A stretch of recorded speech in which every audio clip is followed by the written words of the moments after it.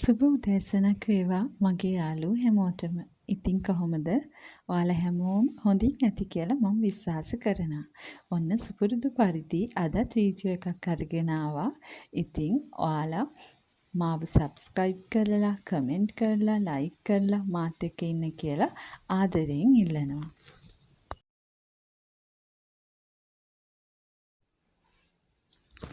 ඔන්න ඉතින් මේ වදමල් නම් හැම ගෙදරකම වගේ ඇති. මේක ඉතින් පොකුරු වදනේ. බලන්නකෝ ඒ පාට. හරිම ලස්සනයි නේද? ඉතින් අපි ගොඩක් වෙලාවට මිදුලට නඩත්තු කරන්න පහසු මල් ටිකක් හදා ගන්නත් ඕනේ. හැමදාම මල් පිපෙන වර්ග අපිට කිසිම මහන්සියක් නැතුව නඩත්තු කරන්න පුළුවන් වර්ග. ඔන්න ඉතින් ඔයාලා හැමදාම දකින මගේ ඇන්තෝරියම් මල් ටික තමයි මේ තියෙන්නේ. ඉතින් මං ගිය වීඩියෝ එකෙන් ඔයාලත් එක්ක කතා කරන්නේ මුල් වර්ධනය කරගන්න අවශ්‍ය උත්තේජක පොහොරක්, ඒ කියන්නේ මේ මුල් උත්තේජනය කරන දියර පොහොරක් ගැන කතා කරනවා කියලා. මෙන්න මේක තමයි ඒ තියෙන්නේ. මේකට කියන්නේ ඇටොනික් කියලා. ඇටොමික්ස් කියලත් වර්ගයක් තියෙනවා. ඒක ටිකක් හොයාගන්න අමාරුයි. මේක ඇටොනික්. ඉතින් මේක එච්චර මිලක් වෙන්නේ නැහැ. සාමාන්‍ය මිලකින් තියෙන්නේ ඔයාලට ඕනෑම පොහොර කඩයකින් ගන්න පුළුවන් ඇටොනික් කියන දියර පොහොර එක. ඉතින් මේක ඇතුලේ දියරයක් තමයි තියෙන්නේ. පොහොරක් කියලා කිව්වට මේක මුල් උත්තේජනය කරන දියර පොහොරක්. මේකේ ගොඩක්ම නයිට්‍රජන් අධික සාන්ද්‍රණයක් තියෙනවා. කඳ පැලවලට, පොඩි පැලවලට, එතකොට ඉක්මනින් මුල් ඇද ගන්න, ඒ වගේම මධ්‍යම වර්ධක අවධියට මේ හැම එකකටම අපිට ඇටොනික් පාවිච්චි කරන්න පුළුවන්. ඉතින් සතියකට වතාවක් තමයි මේක දාන්නේ. ඇත්තටම මේකෙන් බලන් ඉද්දි වගේ ඉක්මනින්ම මුල් වර්ධනය වෙලා පැල ඉක්මනින්ම ලොකු වෙනවා. මෙන්න මේ විදිහට දියරක් තමයි මේක ඇතුලේ තියෙන්නේ. ඉතින් මේක මිලි 3කට ලීටර් 5ක් මේකෙන් මිලි 3ක් අරගෙන ලීටර් 5ක වතුර ප්‍රමාණයකට දිය කරගන්න ඕනේ. ඉතින් මගේ ළඟ තියෙන පැලවලට ලීටර් 5ක වතුර ප්‍රමාණය වැඩිනේ. සාමාන්‍යයෙන් ලීටරයක වතුර ප්‍රමාණයකට තමයි මේක දිය කරගන්න ඕනේ.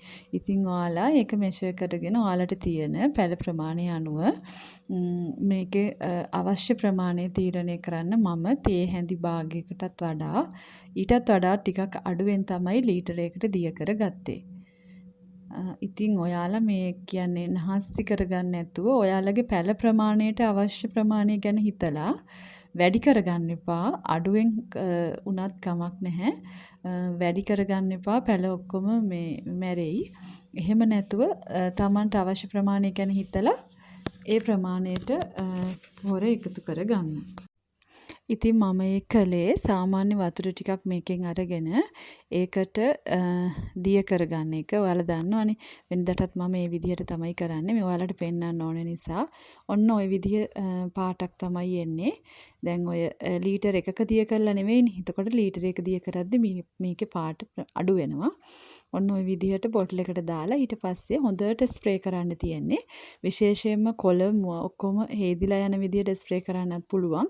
වැඩිපුරම පසට, ඒ කියන්නේ මුල් අල්ලගෙන තියෙන පසෙන්නේ. එතකොට අපි මුල් වලට තමයි මේක වැඩිපුරම ස්ප්‍රේ කරගන්න ඕනේ. ගහ සම්පූර්ණයෙන් හේදිලා යන විදිහට ස්ප්‍රේ කරන්න පුළුවන්.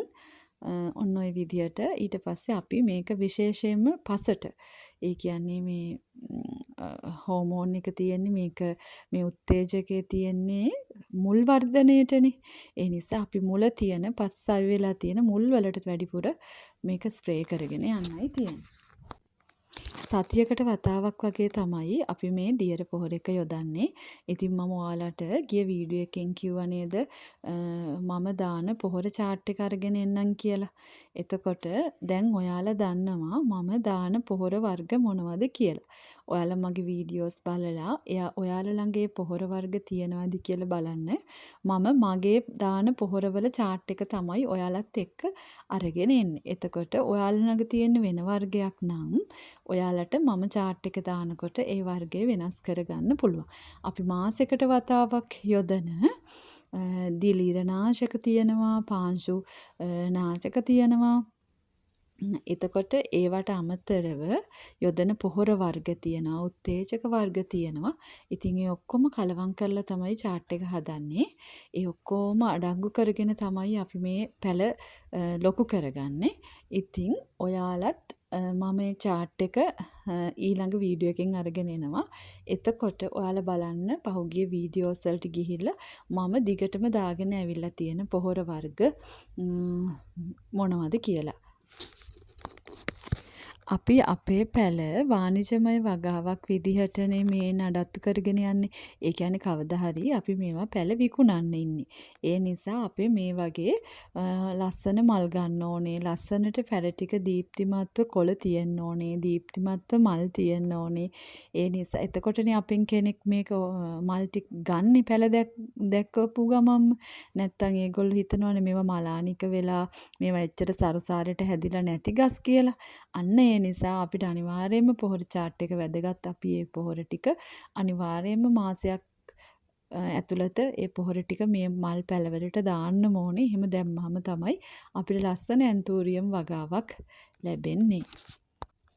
ඉතින් ඔයාලා දන්නවා මේ පොහොර වලට මහා ලොකු වියදමක් යන්නේ නැහැ. සාමාන්‍ය වියදමකින් පොහොර දාලා මේ පැල නඩත්තු කරගන්න පුළුවන්. ඔයාලා බලන්න මම මිල ගණනුත් සඳහන් කරලා ඇති මගේ වීඩියෝස් වල.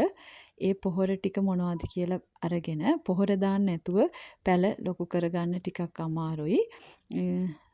ඉතින් ඔයාලත් ඒ පොහොර වර්ග බලලා ඒ ඔයාලා කැමති පොහොරක් ඔයාලා ළඟ තියෙනවා නම් මම chart එක දාද්දි මෙන්න මේ දවස් වලට දිගටම දාගෙන යන්න.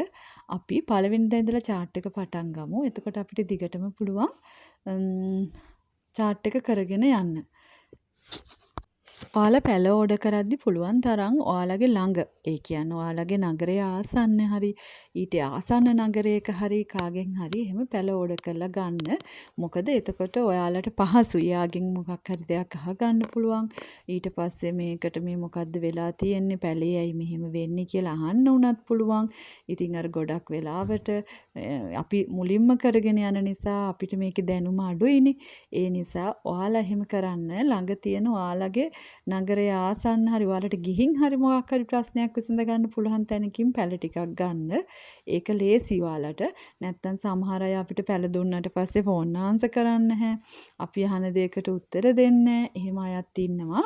ඒ වගේම කොච්චර බිසි වුණත් අපි අහන ඕනම අවස්ථාවක ඒකට උත්තර දෙන අයත් ඉන්නවා. දෙගොල්ලම ඉන්නවා. ඉතින් ඒ ගැන හොඳට දැනුවත් වෙලා පැල ටිකක් ගන්නකෝ. ආයෙත් මේ වගේ වීඩියෝ එකකින් හමු වෙනකන් ගිහින් එන්නම්.